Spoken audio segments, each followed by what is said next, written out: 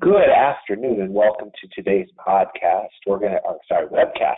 We're going to get started here in about 2.5 minutes or so. So just hold on and we'll get started about 2 after the hour. Thank you all for joining.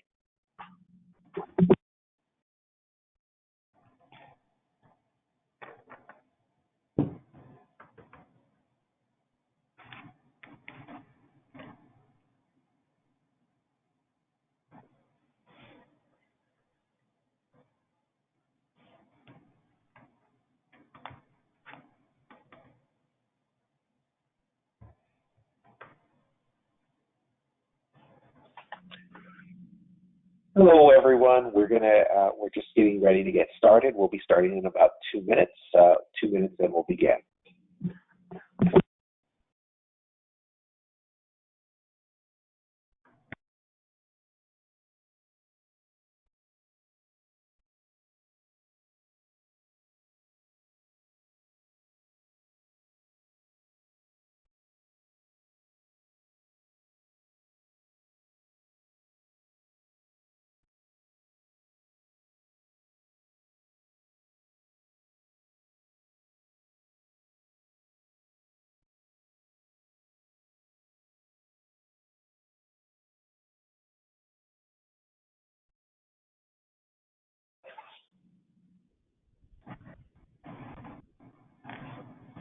Hello, everyone. We'll be getting started here in about 1 more minute. Just 1 more minute, and we'll start the webinar.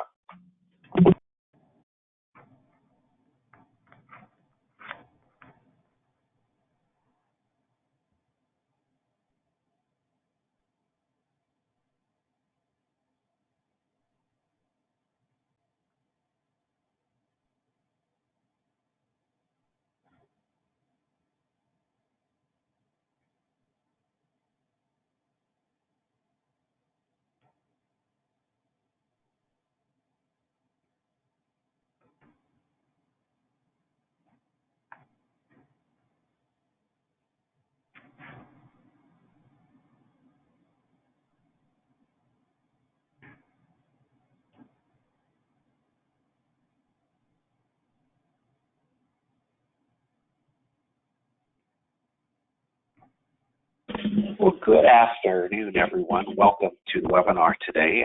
I'm Steve Modernock, and I'm an executive of the Association of Food and Drug Officials. We are excited to have all of you with us today. And today we're going to be talking a little bit about using health department data to improve food safety. Our speaker today is Mandy Sedlet. Mandy is the Food Safety and Public Health Manager for Ecolab's EcoSure business. She provides technical and practical expertise in food safety and is responsible for supporting customers' compliance, establishing and maintaining standards, and driving QA progress through systems, solutions, interventions in operations, health department compliance, and foodborne illness response. She also provides education and recommendations to help customers adopt best practices and to mitigate risks in their day-to-day operations in an ever-changing food safety landscape. Mandy has 22+ years experience in food safety and QA management, as well as procurement with leading food service brands. Mandy is a member of the food safety organizations, including the Association of Food and Drug Officials, CFP, MEHA, IEFP, and several state health-related associations. Mandy is also from the Dakotas, in her case, North Dakota. She has a Bachelor of Science degree in nutrition from the University of North Dakota and is a registered environmental health specialist. I'm having trouble here. I grew up in South Dakota, and I want to say South Dakota every time I see a Dakota written, so I do apologize, Mandy. I almost moved you south.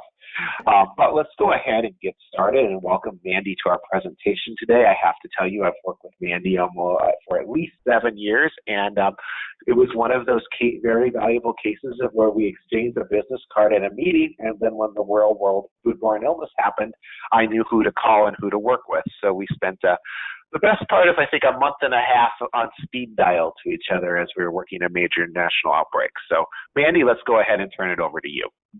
Thank you, Steve. Hello, everybody. I'm looking forward today to talking through with you how we can use health department data to improve food safety in your locations.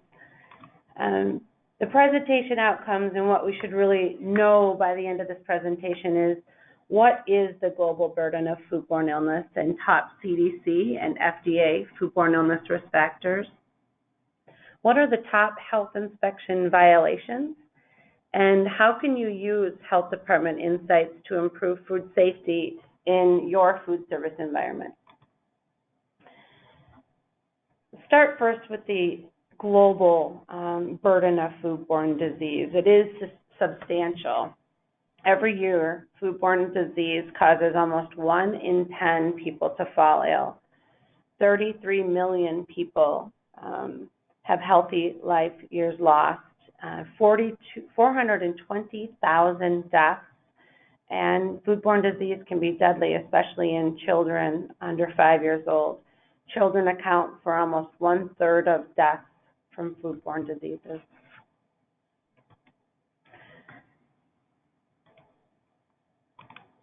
Let's see here, I'm having a little trouble doing that. There we go. We are going to start off right away getting everybody involved. We are going to poll and ask you to answer this question. What is the #1 CDC contributing risk factor to foodborne illness in North America? If you want to go ahead and answer from the list, we can go ahead and see where everybody ends up.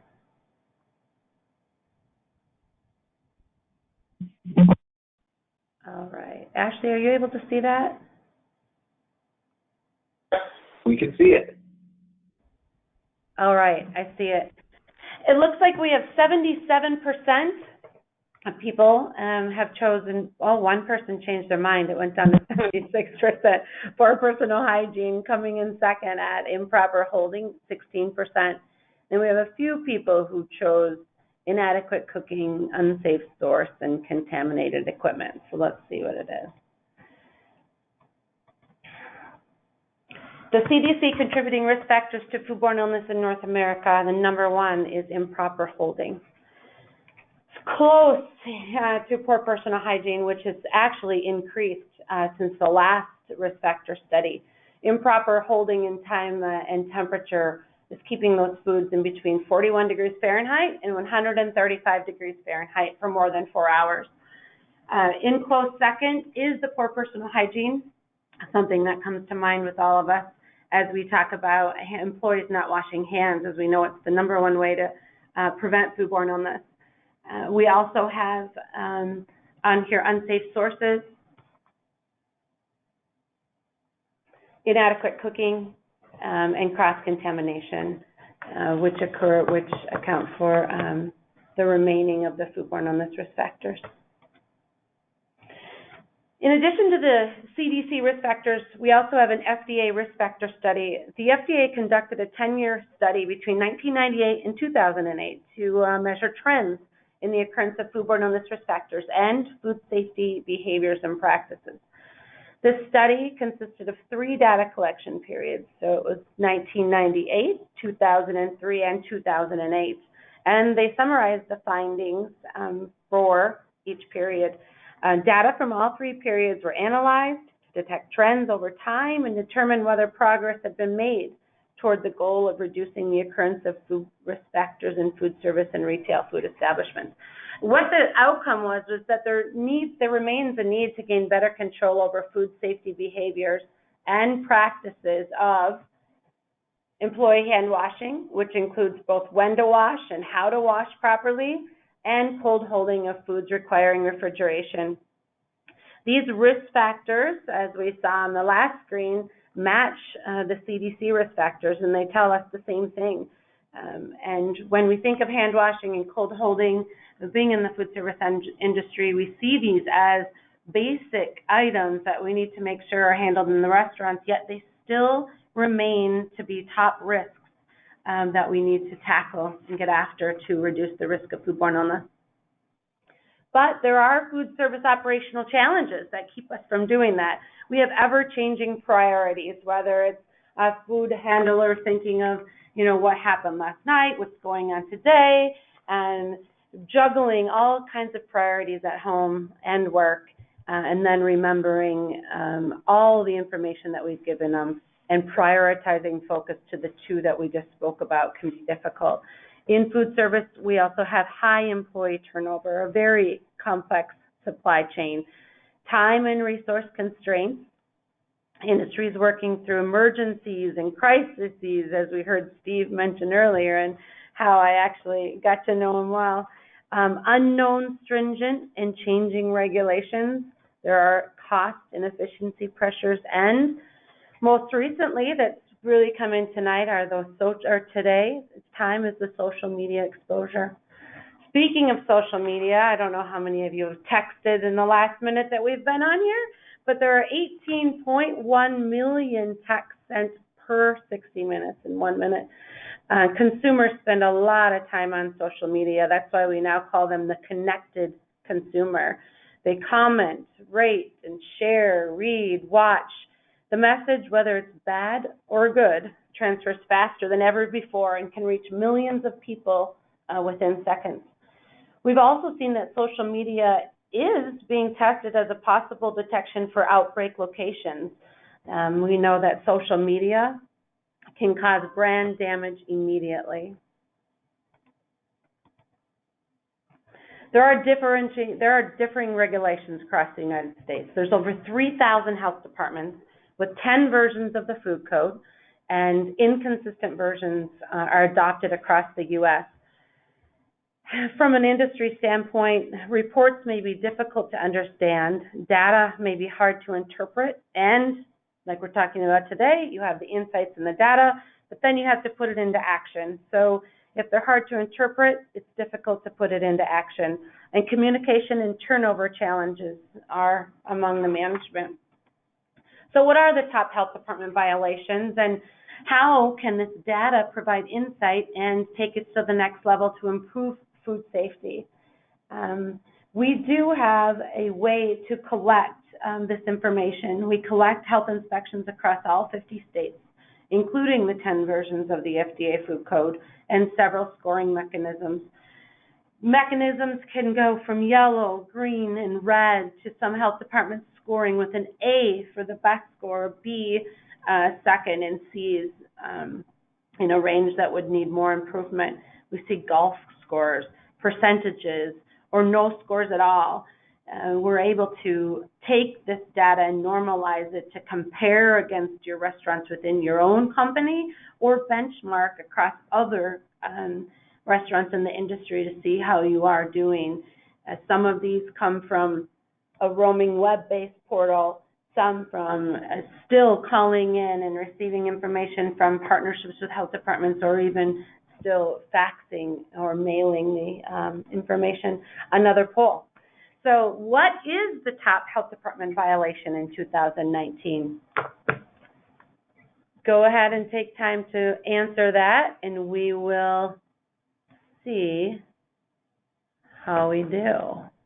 It's between non-food contact surfaces clean, physical facilities installed, maintained, surfaces cleanable and properly designed, inadequate hand washing, or proper cold holding temperatures.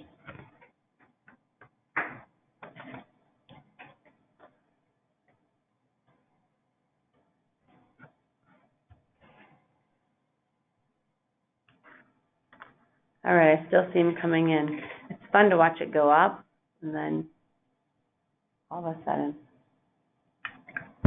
So we're seeing 54% at proper cold holding temperatures as the top health department violation year to date in 2019. The top health department violation currently in 2019 is actually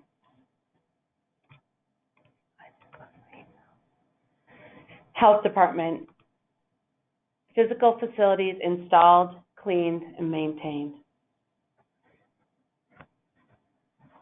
We see that's at 29.1% at question 53 for good retail practices. Physical facilities cleaned and maintained out of compliance can affect food service by increasing the risk of foodborne illness. The appearance can affect the guest experience. Odors can result from unclean drains and floors, and pests are attracted to areas with unsanitary conditions. When we talk about increasing the risk of foodborne illness, I know we focus on cold holding from the risk factors, and we also talk about the hand washing sinks properly supplied. But we've also seen that a foodborne outbreak can occur as a result of unclean environments. A 7-month outbreak investigation in 2015 occurred in a restaurant environment. Isolates from the restaurant drains and kitchen surfaces matched the outbreak profile. Eventually, Salmonella typhi was linked to the building drainage system. So the scheduled and routine cleaning practices and assigning cleaning to an employee are solutions and interventions that we need to reduce the risk of foodborne illness.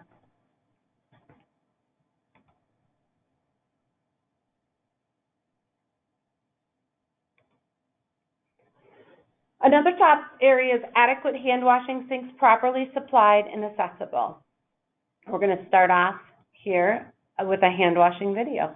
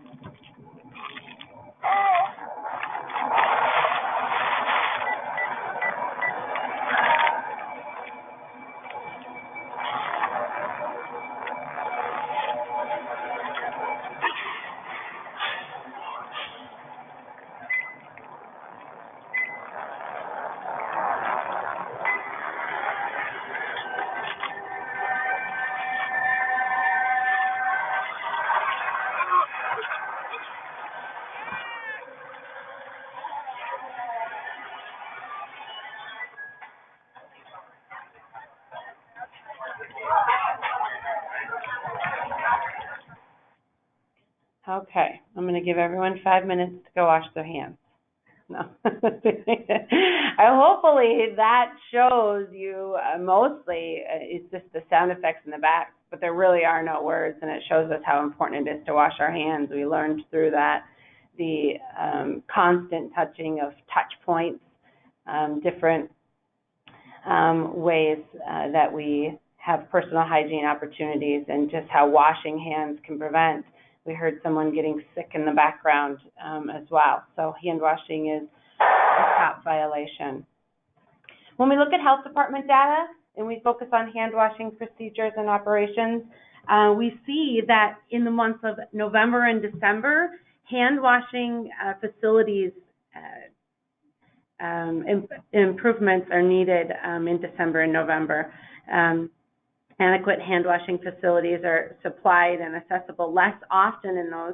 So whether we're focusing on hand washing procedures more in those months because of an increase of norovirus, as sometimes we call it norovirus season, we may have more people working over the holiday and the opportunities that exist are higher. The important thing is that we know this information and that we use it deliberately to communicate the risk and possible guest and brand concerns. This is a good example and a great opportunity for timely communication of hand washing, which can also show the risks in that time frame.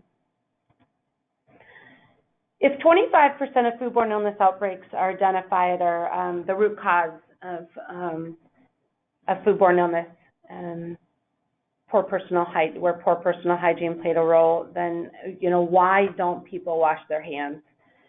We see in a study completed in 2017 that people are just too busy to wash their hands. Doesn't sound like a great excuse, but it is one of the top. Hand sinks may be out of sight. Goes to where we soap and paper towels are not available. Wearing gloves can create a false sense of security. Hand hygiene may not be considered a priority. There is the connection between hand hygiene and foodborne illness just may not be understood. And some people also stated that they have irritated skin due to frequent hand washing. We can link that back to training and risk, really to communicate and highlight the reasons and the whys that personal hygiene is so important, and understanding those barriers to hand washing, and again, using the data to make a change. We'll move on to cold holding. Again, we talk about deliberate communication and timing of communication. We see in the months, as we may have known this, but now we have the data to show it, that proper cooling methods and seasonal trending are out of compliance in the summer months of June and July. Again, using this data, we know that it's a #1 risk factor for the CDC. We know that it needs improvement from the FDA risk factor study, and we also know that it's in the top 5 of health department violations across all 50 states in the U.S., and it still continues to stay in the top, and especially in June and July.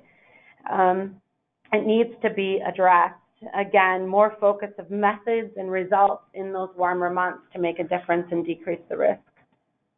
We do see some best practices in cold holding. So 27% of foodborne illness outbreaks occurred when cold holding was a violation. Keeping the TCS food in cold holding less than or equal to 41 degrees. Behaviors. Make sure that you have proper thermometer calibration. Basics. Confirm that the product temperature is less than 41 degrees Fahrenheit before placing it into the cold holding equipment. That equipment is cold holding equipment, not cooling equipment, and it's important to understand the difference. Pre-cooling equipment before use. Effective ice baths. Again, the main word there, effective. Must have the adequate ice and replenish it as needed. Do not place product out for service too early. Close covers before opening and or during non-peak hours. And do not overstock containers. Again, that would go back to effective cold holding. You must make sure that you utilize the equipment properly. It should be at the correct temperature setting. Have unobstructed airflow. Sorry, that's a little tough word there. Avoid overstocking. Do not block internal fans. And I can't stress it enough. Use it for holding, not cooling. And of course, replace anything that's broken in there. And important to close the loop, monitor, and provide corrective action before you go back again to looking at the behaviors. There are additional insights that we can share on health inspections. We do have variability across markets. We see that in full-service restaurants all the way to long-term care. We range from roughly 2.5 criticals down to roughly 1 critical. Why is this important? From full-service restaurants, quick-service restaurants, convenience stores, contract management, food retail, and long-term care, there are different risks. You need to focus attention on your own risks. Use your knowledge and expertise of your business and the risks to improve the behaviors. We also saw that seasonal times have impact on violation concerns. June and July also have the highest foodborne illness and total violation averages. We see it's almost at 2 criticals in the months of June and July. If we look at the inspection type breakdown, in 2017 compared to 2018, routine inspections slightly went up. The dark blue are follow-up inspections, followed by complaints in the baby blue, pre-permanent inspections in red, and in orange we have other. Follow-up inspections have decreased while complaints have increased. So we see, we wonder why, what the top complaint investigations are. At number 5, adequate hand washing sinks properly supplied and accessible is a top violation on complaint investigations at 10.3% out of compliance. At number 4, food contact surfaces cleaned and sanitized is out of compliance 13.8% on complaint investigations. Food and non-food contact surfaces cleanable, properly designed, constructed, and used, 13.8% out of compliance. Non-food contact surfaces clean at 14.6% out of compliance, and physical facilities installed, maintained, and cleaned at 20.8% out of compliance. Again, these are not just routine inspections. These are routine inspections that may have something suspect where we're doing a routine or we're following up on an additional an inspection. So it's a complaint investigation. So it puts even more focus on that we're looking to decrease risk, and we still have those top areas of concern. So we went through all this data from health inspections and in the industry to look at how we can reduce the risk. But what do we do when the health department is there? I mean, we can use the insights and data to prioritize focus. We can prioritize the type of training, communicate deliberately, and of course be nimble and ready to change with different areas that come up. But maintaining partnerships and communications are key. When the health inspector arrives in the food service establishment, the person in charge should follow them through the inspection and take notes. Before, during, and after the inspection, ask the health inspector or other jurisdiction visitors for the proper identification and ensure all comments made by the health inspector are understood and clear. Correct violations immediately. If you have a question or an issue cannot be corrected during the inspection, communicate your plan with the inspector. Call the appropriate technician to service equipment immediately. After the inspection, meet with your managers and supervisors to communicate the deficiencies that were found. Develop a long-term plan of action and correction for each violation. Establishing that relationship with local public officials and utilizing health inspectors to set best practices for your operations are key. Use the inspections and use the partnerships with those inspectors. Conduct regular assessments to track progress and identify opportunities for improvement. And don't forget to stay connected with your network, with your peers, with other areas to remain informed of the latest in food safety issues and regulations. Risks change, so behaviors need to change. Again, maintaining partnerships and communications are key. So hopefully this data will provide you insights in what to do with the data that's determined up to you.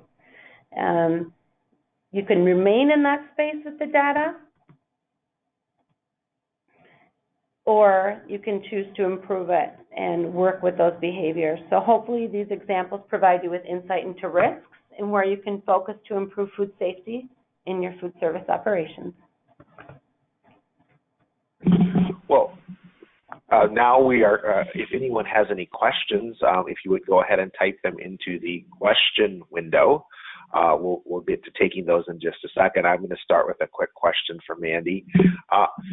Mandy, from what I saw in this presentation, it appears what we find from outbreaks and what we find in the risk factor survey done by the FDA and what we find in routine inspectional data are showing the exact same risk factors are the top areas of violation. Am I reading this correctly?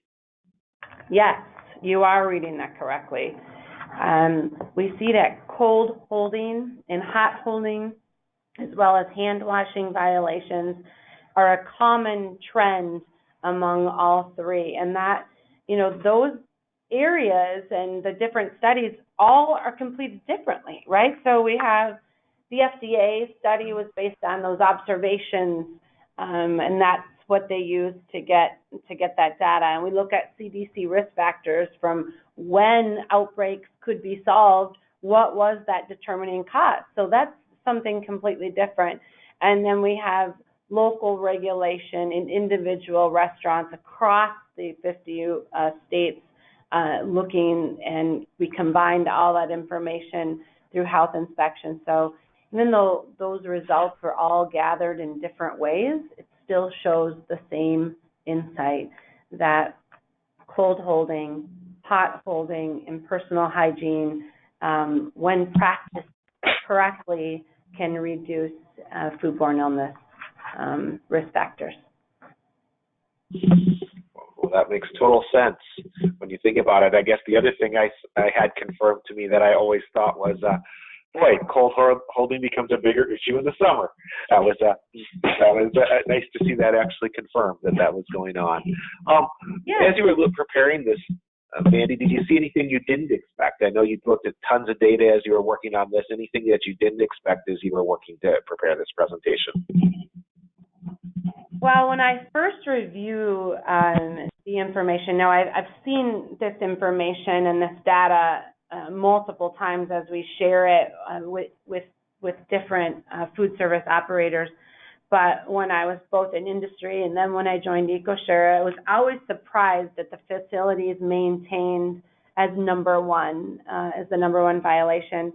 But it makes sense with all of the things that everyone has going on in operations, and always focusing on different areas and behaviors. Sometimes the walls around us and the things that we're using, fall off that radar. So it's important to focus on those top items as well, because as we use the outbreak example, even unclean surfaces and drains and floors and walls, when we don't think of them that way, can lead to a foodborne illness outbreak.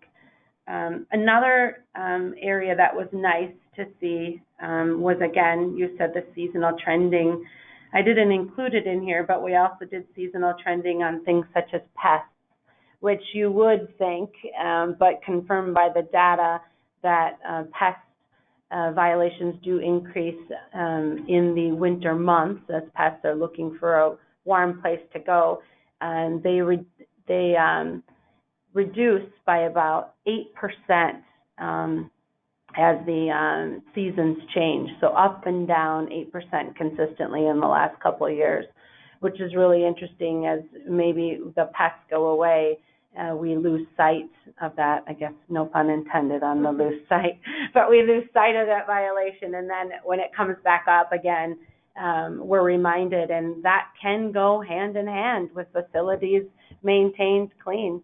So a lot of these go hand in hand together. So those would be the main insights that catch my eye when we come across it. Well, I'll ask one more, and then we'll turn it over to what we have coming in. But my last question is, you base this your inspectional information. You all do a whole lot of data collection, and kind of walk us through how that works and how what proportion of the data you actually have of the routine or the inspectional data across the country. So it's come a long way since the inception of the health department gathering. When we first started gathering the data, it was pretty pen and paper type gathering, calling health inspections or regulations, forming those partnerships. Even though it's public data, it's difficult to get, especially with over 3,000 jurisdictions. So that starts with finding first all the different regulations across the United States. You have to know where they are in order to know that you're, receiving them all. So when we look at, we have over 90% of the inspections that come in. I believe it's right around 90% across the United States. It comes in different ways. So there's a way to scan and roam the inspections that are posted on the web portals, which are, again, different. Some can be posted on the state web portal. Some can be posted on individual regulations web portals. Some of these are faxed in over time, knowing that some fax them in on a regular basis.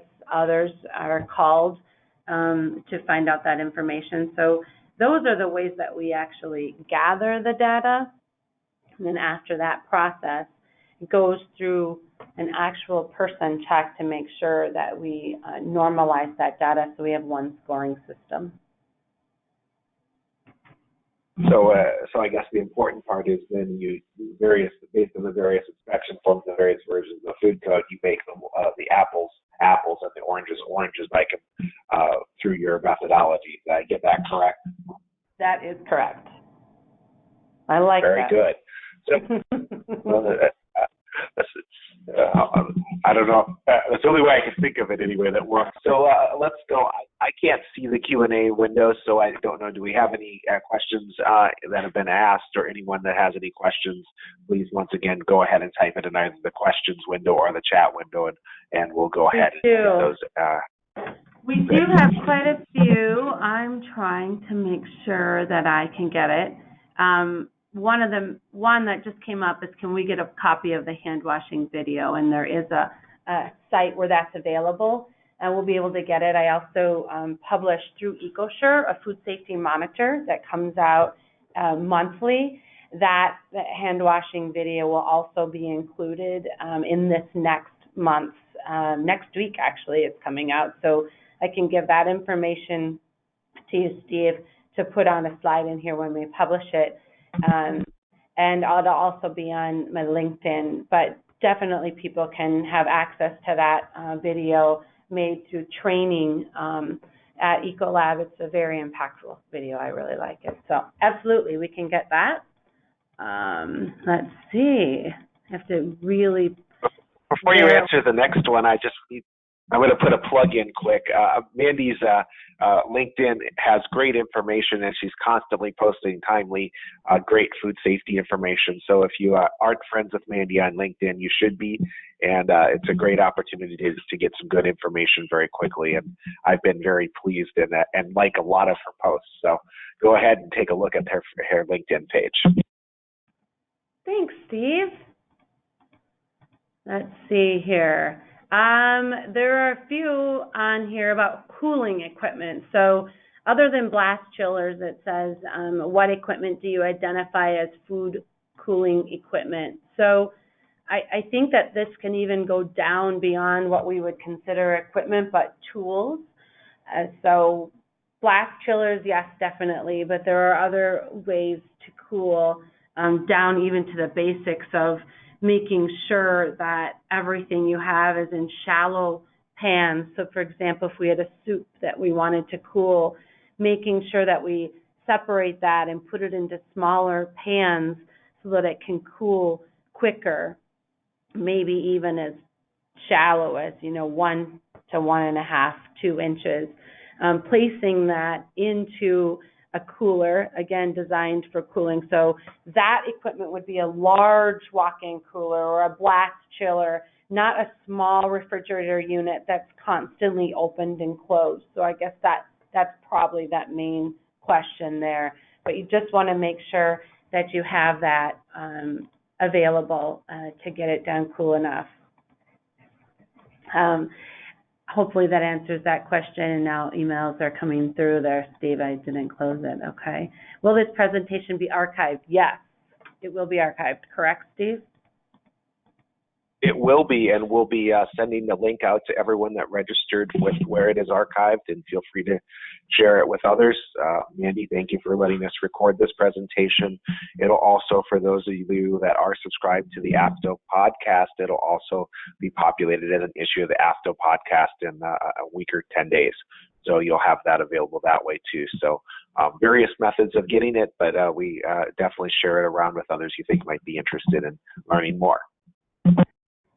Thank you. There's a question on here. How do you integrate the violation trends with priorities in the restaurant? So I think these are the priorities, which we just showed. So I think now that we have that data, what we've shown is one of the hardest, well, I guess it's all difficult, but it's hard to gather all this information. So now we have the data within the individual organization or overall food service. And the priorities would start with the cold holding and hand washing. Those would be the main ones that we'd want to start with. But again, as we saw, from not only location to location, but within quick service or full service or C-stores, violations can be different. So it's really up to you in your area to stop, stand back, and actually look what's going on within your food service operation. Sometimes we're moving so fast that we don't have the opportunity to stand and watch and see what those highest risks are. So I think those priorities would be balancing what we found out today on the data, combined with what you see in your restaurant as the top risks. It's also important to keep in mind, what's going on with your area, in your area or in that time, or the type of time of year it is. So in the fall, looking at the pest focus. In norovirus, I guess we call it season, but in those months where norovirus seems to peak, making sure that we focus on no employees or food handlers actually working with symptoms of vomit and diarrhea. Again, in the summer, looking at that cold holding, and all year round focusing on the top violations that we reviewed. Again, the asking for the findings and the copy of the video. Let's see here. Cannot read that one. Is the inside of a cooler considered a food contact surface? So this, the inside of a cooler, I think it would be dependent. I would consider it just based on food service and non-food contact surface, and you can correct me if I'm wrong there, Steve, but it could be if you decided to actually place something on the shelves.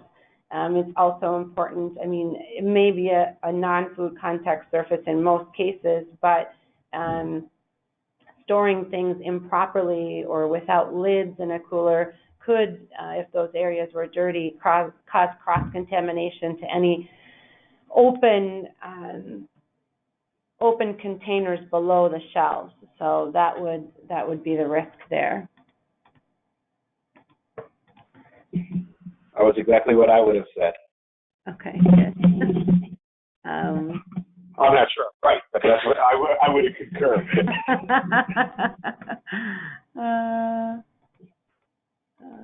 Okay. Multiple versions. Okay, so let me see here. We talk about here, I'll summarize it a little bit. There are multiple versions of the food code, and some areas require, they all have different violations, right? So they talk about how some regulations require gloves and some do not. Some require a variance to have bare hand contact. Some, do not allow it. When we do that, we map everything to the actual food code. We use one code and match it. So we take Form 3A from the food code, so that would be 2017 as an example. We map everything to that code. So if they weren't marked for no bare hand contact, I suppose, because it's not necessarily required in that jurisdiction, it would not be included in the data. So the answer to that question. Do we notice an increase? We talk about someone asked about criticals by state or area. We can determine that data. However, I think it's important to remember how we use that data. There are all kinds of differentiating factors that would go into why one state actually has higher criticals or lower criticals than another. Again, environment, society, some of those things come into play in each area. So we do have that information, but depending if it would be useful to actually reduce risk in your area. Let's see.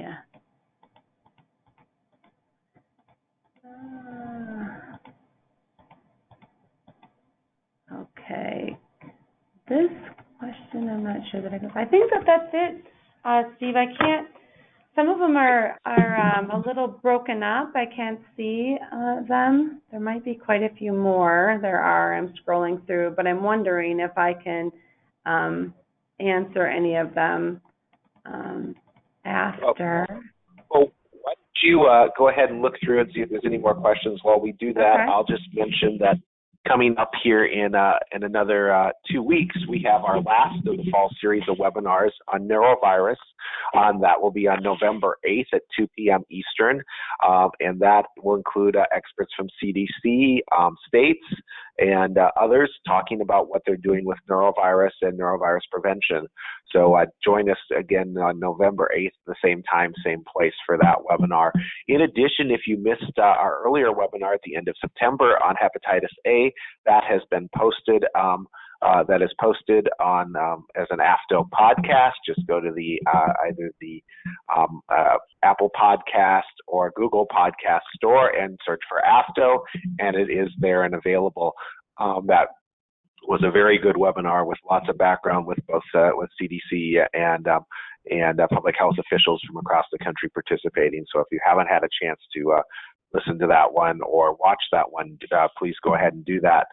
So those are out there. The other thing I would urge, if anyone has topics you would like to see on future webinar series, please go ahead and email us at afto@afto.org, afto@afto.org, on any potential topics you'd like to see in the future for our webinar series. We're always interested in learning what would be valuable to the participants. Mandy, did you find any more questions that we should take a second and talk about? I think that we covered,